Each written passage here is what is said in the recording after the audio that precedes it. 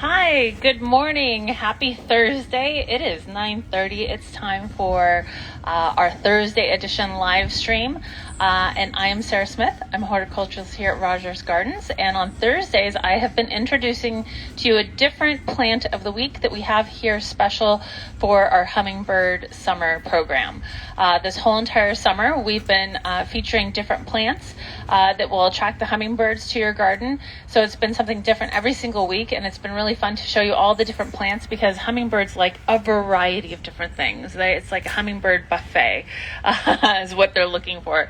And that's what we have here at Rogers Gardens. So we have all the plants all combined together in one area that makes it really easy to shop. We have really beautiful posters that tell you a little bit about the plant that's underneath it with a picture of a hummingbird to that plant. So it's kind of cool to get to see them in action. It's very hard to get photos of hummingbirds, as I'm sure you can imagine. And I'm always secretly hoping that a hummingbird will come up and eat off the plant while I'm standing here. But they get a little scared when the mic goes on. But typically by the end of this, they usually kind of buzz me a few times. So if you hang around to the end, you might actually get to see one on camera.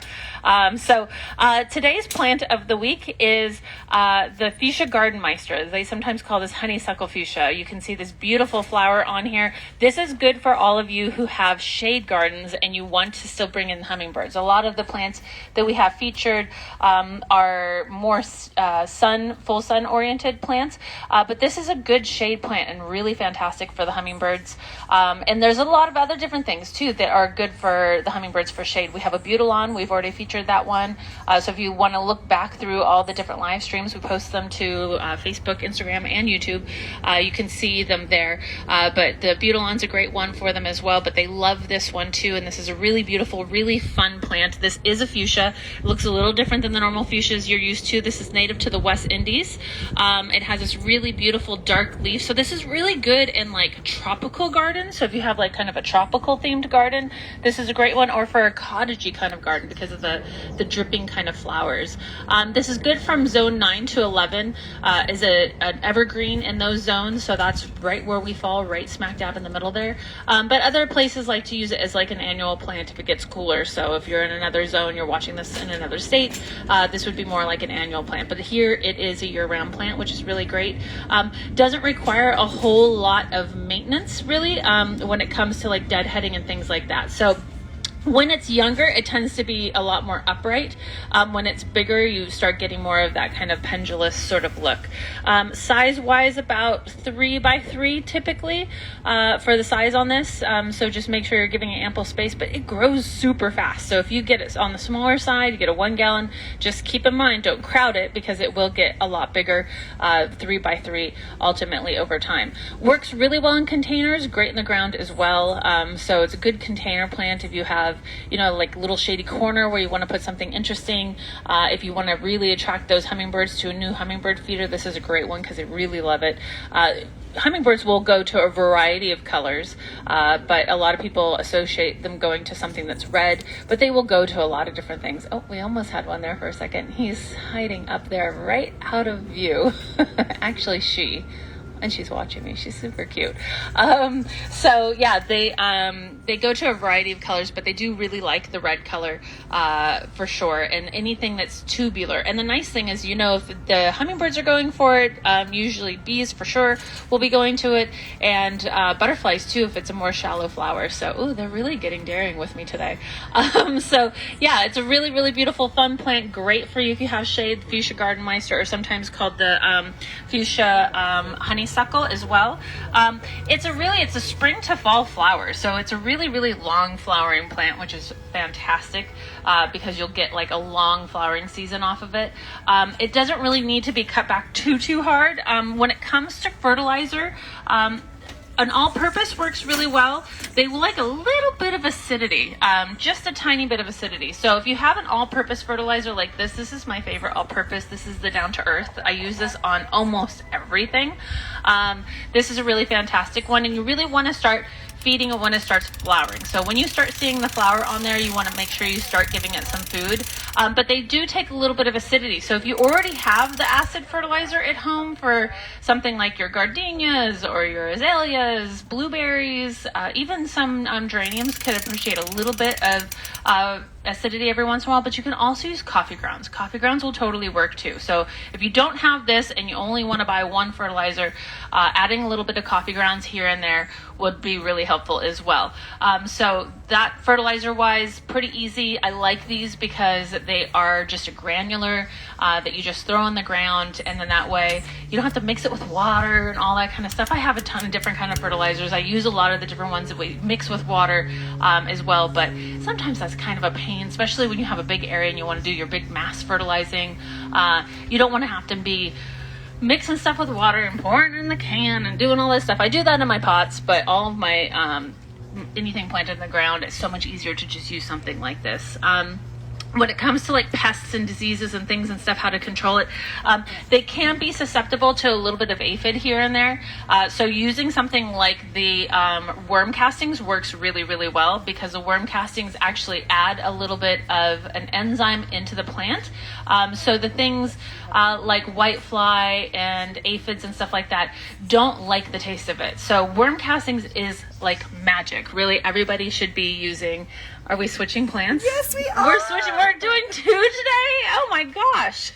Fantastic. So let's finish up on this one real quick. So a little bit of worm castings works really well to add into the garden, and it works kind of like a natural almost like a natural systemic, basically. So it brings up the enzyme into the plant, so then that way all those little sap-sucking bugs don't like it. And it's great to throw all over the whole entire garden. So it works really well for all of the different things like that in the garden. So roses really respond well to it. Hibiscus, if you have hibiscus, you know it's notorious for whitefly. It works really well for hibiscus as well. And then it works great too for all the roses and stuff. So fantastic worm castings. I really suggest putting this down. Maybe like I do mine like every 6 months or so, but once it really gets into the ground, you don't need to do it as often. But it's a really, really great thing to throw into your garden. It really helps. It looks just like soil, so it's nothing too scary or creepy.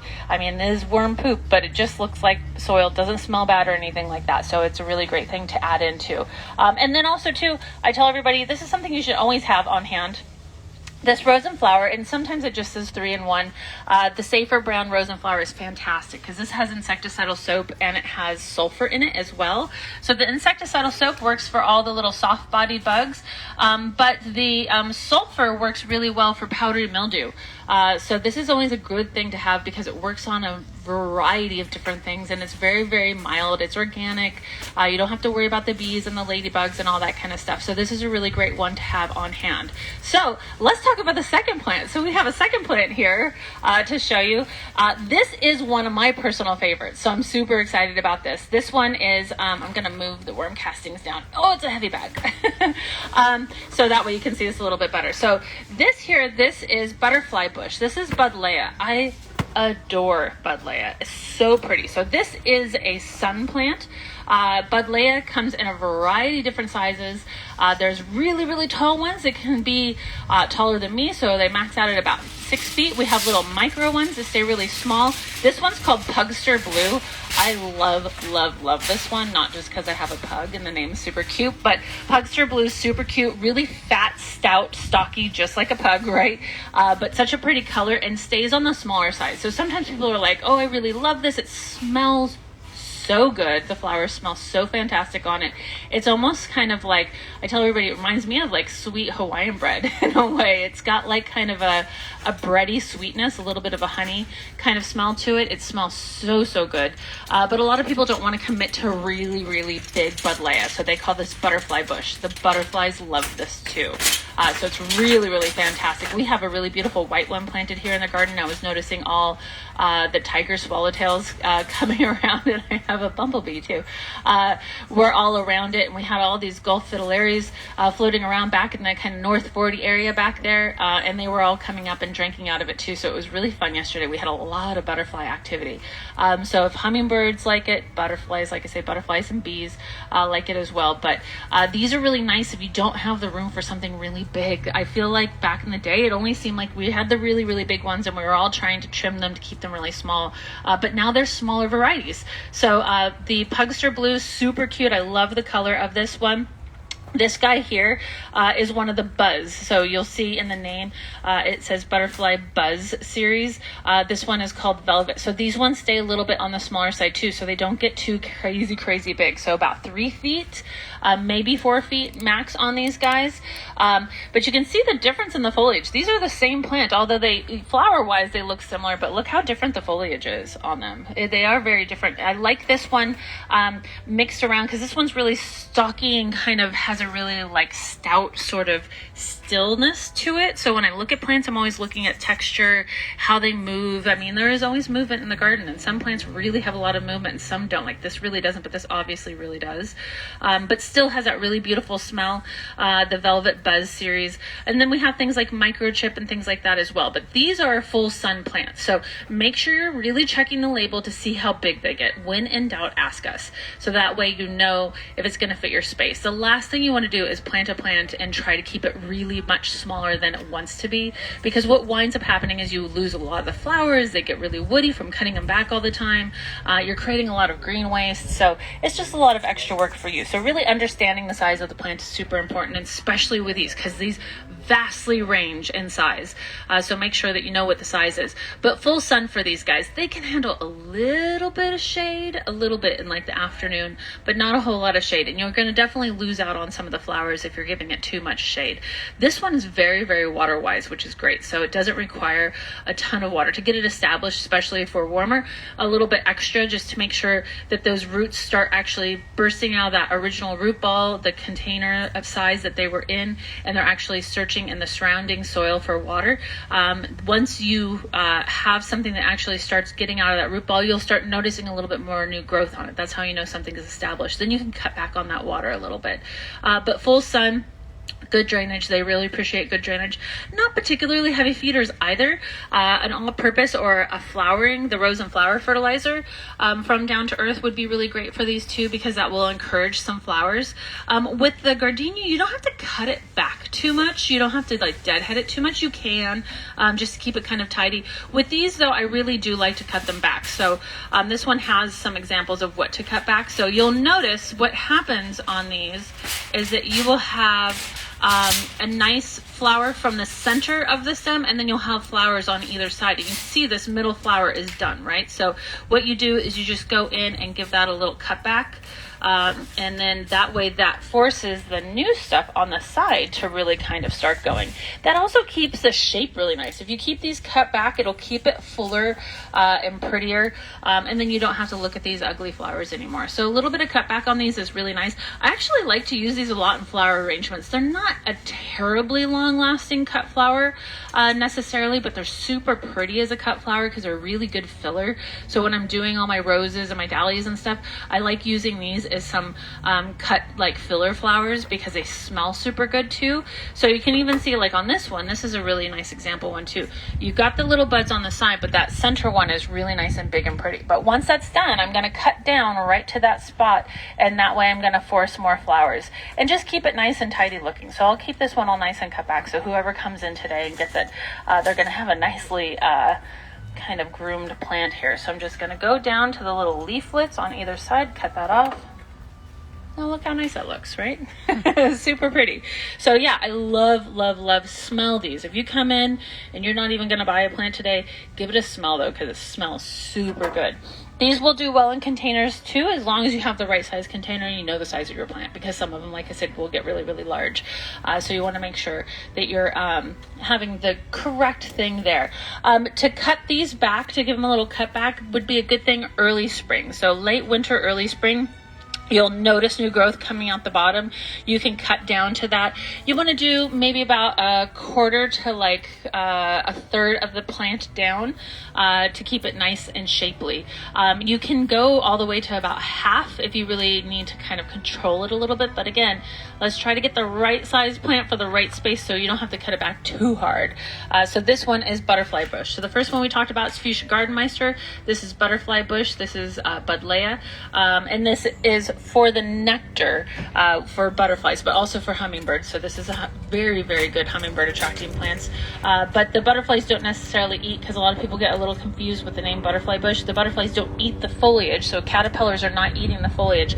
The actual adult butterflies are using it for nectar. So if you do milkweed in your garden, this is a great thing. So that way the adult butterflies have a little bit of something, and it's not all just about those babies, right? So you got the nursery, and then you got the restaurant for the adult butterflies. So this is a fantastic one. The bees love it too. So this is a really good one to bring in all those pollinators and stuff into the garden. So of course we're live. If you have any questions, go ahead and drop those down below, and I can answer some questions for you guys live. If you came into this a little bit later, go ahead and put those questions down below, because we'll still answer them for you in the questions down below. So if we've got any questions, let's go for them now. What is the plant with the purple flowers? So this with the purple flowers, this is the buddleia. This is the butterfly bush. The one with the red flowers here, this is the Fuchsia garden Meister. So shade, sun, so you have two different things for two different areas, depending on what you've got going on in your garden.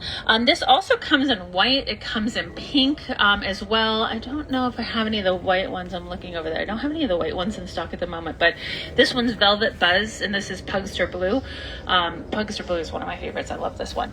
But yeah, it comes in like a white and gray. They always have a kind of grayish foliage, so these work really, really good in like cottagey kind of gardens. They work well in Mediterranean gardens too, because of that gray coloration.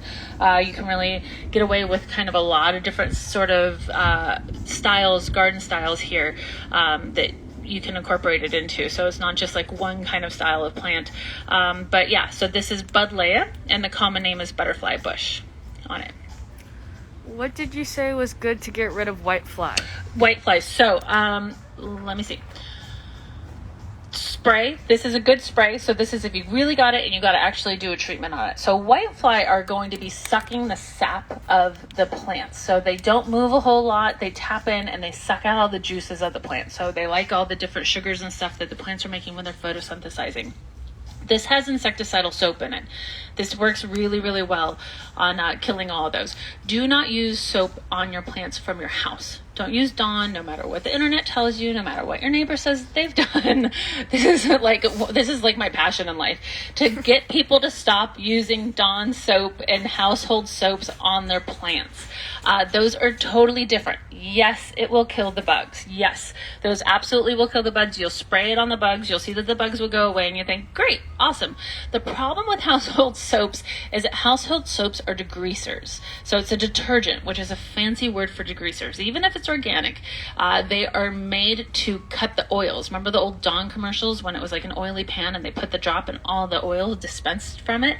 All plants have a natural waxy cover on their leaves that protect them. So you are breaking that protection off of the leaves. That's actually stripping away the good protective layer on the leaves. So if you keep doing that, eventually you'll burn your plant, or you're going to make your plant so much more susceptible to things like pathogens and funguses and stuff to really take root, because it doesn't have its protective layer anymore.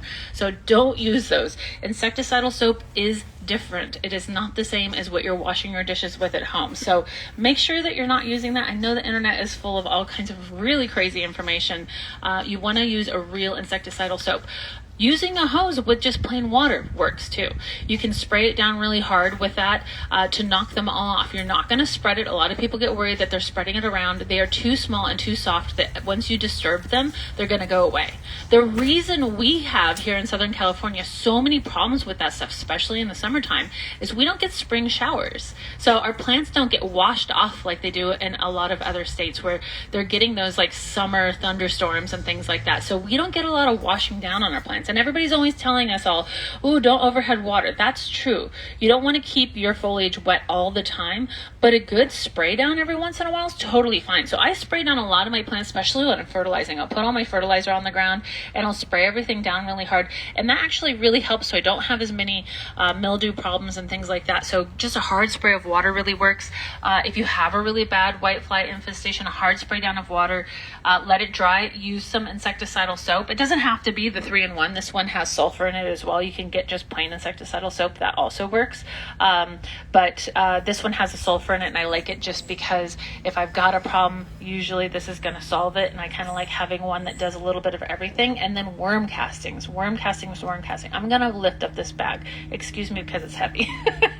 So if you hear me struggle, oh boy. This is worm castings right here. Worm castings is a really fantastic product. It is a fancy word for worm poop, basically. It comes from red wiggler earthworms. This is what the earthworms and the red wigglers, it says earthworms, but in our boxes, like we have the little composters, you're using the red wigglers. They eat all the different kinds of organic material, vegetables, fruits, all that kind of stuff. And what they poop out actually has an enzyme in it that the plants take up and those bugs don't like the taste of. So it's really, really nice. It's like a natural systemic. Plus it just adds all kinds of really good nutrients and stuff into the ground. So it's always really good to just mulch your garden every once in a while, just a thin layer of this. You don't need to go crazy and put like a big thick layer or anything like that. You don't really have to even mix it in too much. A little bit of mixing it in is fine, but it's not like you got to get your trowel out and mix it into the garden. Just throw it down. You can even use a hose to kind of mix it into your soil. But once you start incorporating this into your soil, especially if you do it regularly, you're going to find you have a lot less problems with bugs like that. So a lot less problems with whitefly, a lot less problems with aphids, mealybugs, all those kind of sap sucking bugs. It really is very magical. I love this stuff. I have my own worm composter at home. We are selling now the worm composters. I know Suzanne did a really fantastic live stream about it, so you can go back and watch how to do that because it's super, super easy. It's really a really easy thing to do. It's great because you get rid of all your kitchen scraps too, all of your, and it's amazing how much kitchen scraps that you actually produce, because I didn't realize how much I was actually producing until I got a worm composter, and I was like, wow, I filled that up really quickly. So it's a really, really great thing. So you can do it yourself, or if you don't have room, or you're like, no worms in my house, no thank you, you can just get the worm casting bag and just spread that around. So it's a really, really great thing to incorporate in your garden for everything. Tomatoes, everything. I put it on literally everything, even some of my house plants, because it works really well for that as well. You just don't want to do a crazy thick layer, but yeah, it's a really fantastic product to use for all those kind of bugs. For the spray, can you use it on hydrangeas, and what is the best time of the day to use You can. And what I like about this too is because there's no oil in it, that's why I'm a little hesitant with some of the oil sprays. Like, I'm not particularly big, and I know everybody's going, I'm not a big fan of neem oil. I mean, it has its place, but I don't really like to use it straight. I like to use it with mixes, but I don't like to use just straight neem oil because you can burn your plants with that. It's always better to spray early in the morning or later in the evening, if possible. But because there's no oil in this is not too detrimental and is not going to wind up burning your plants. So this has insecticidal soap, and it has sulfur in it too, and that sulfur works really well on powdery mildew problems, rust, black spot, things like that. So any funguses, the sulfur will kill, and the insecticidal soap will kill all the little sap sucking bugs that are just kind of hanging around on your plants. So you just want to make sure you saturate it really well, and you got to use it in succession. One time is not going to always do it because you're not going to kill everything the first time around. There's going to be one or two left, I guarantee it. If there's two left, what's going to happen? You're going to make babies, and it's going to start all over again. So you definitely want to make sure that you spray it, wait about 7-10 days and spray it again. So then that way you really are keeping it under control. And then like 3 rounds probably would be enough. Spray it, wait a couple days, like a week, spray it again, wait, spray it again, then you're not going to have any bug problems. I don't really do any kind of spraying preventatively, not a whole lot, a little bit here and there. But this one's great. Whenever you do see a problem, this will probably fix whatever your problem is, which is really fantastic. That's why I like this one so much. I always have a bottle of this around, so that way if I see a problem, just pull it out, spray, done. Yeah. So, okay, if you have any more questions, stick them down below because we're going to wrap up now. So if you came into this a little bit late and you're like, oh my gosh, I missed some of it, you watch it and now you have a question, go ahead and stick that down below. We'll answer that for you. And we'll be back again on we're here Tuesdays and Thursdays at 9:30. So thank you so much for tuning in. Make sure you go check out our website. We have so much amazing information on our website. We have a really, really great section on there about how to be water wise and the different things you can do in your garden to actually help save some water. It's really fantastic information. We will be putting a video out about that as well pretty soon too. But there's all kinds of great stuff. You'll know about all the fun things going on in the garden. We have painters who come in and they paint.